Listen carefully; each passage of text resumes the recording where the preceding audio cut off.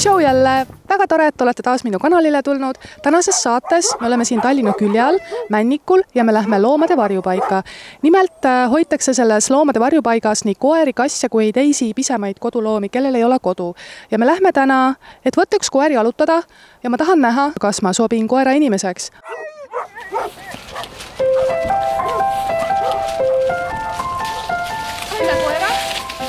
Koeral nime ei ole, aga koerale tuleb nimi panna ja Tommi on ta nimi.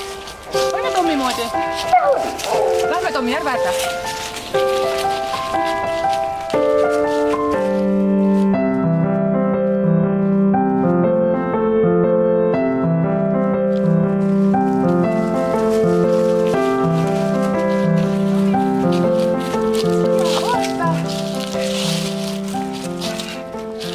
Tommi tundub päris treenitud olevat.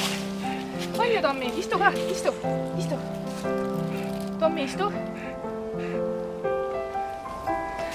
Ta veel ei taha mu käskustele eriti alluda, aga me oleme ainult 5 minutit tuttavad ka. Eks, Tommi, lähme edasi. Isele poole!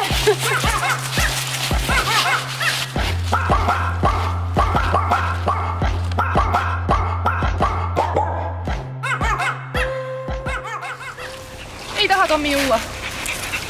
Mõtlesin, et äkki läheb ujuma, aga huvitavad vist rohkem maisemad asjad.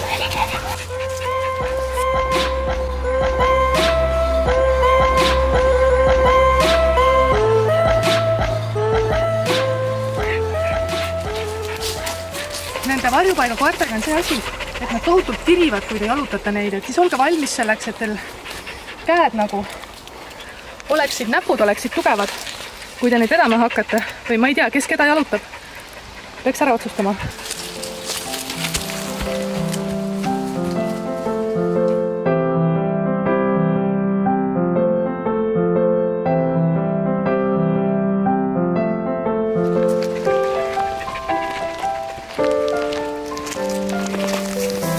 Tommi tahab ikka tirida kogu aeg.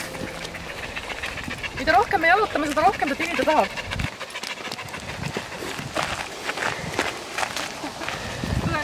Lähme edasi, vaatame, kas me leiame kalmistu.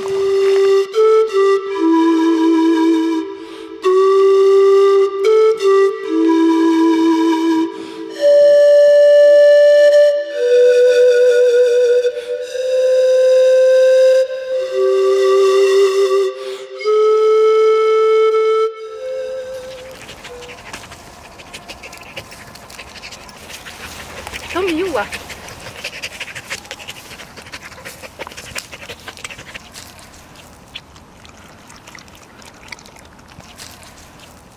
Ja nagu vastates saate alguses püstitatud küsimusele, et kas ma siis olen koerainimene või mitte, siis nüüd Tommiga mõned tunnid jalutades ma võin öelda, et ma olen täiesti koerainimene. Aga ma ei ole veel valmis koera võtma, ma pean veel mõtlema, ma pean veel harjuma selle mõttega.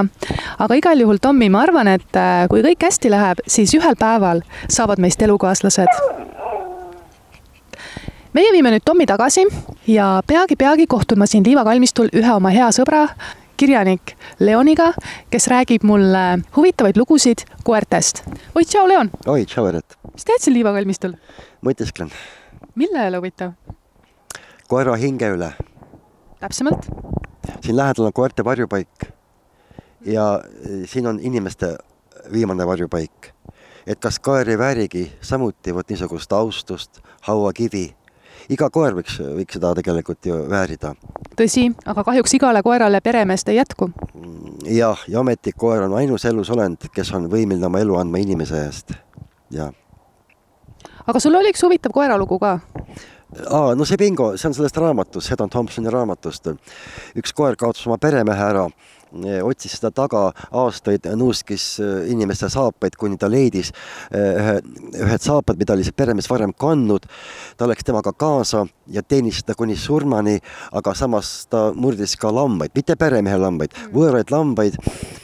Ja lõppes see lugu sellega, et selle peremehe tütar sattus talle peale ja koer nägi, et ta on paljastud, kargas kõrridele ja seesama uus peremees oli sunnitud ta tapma ära.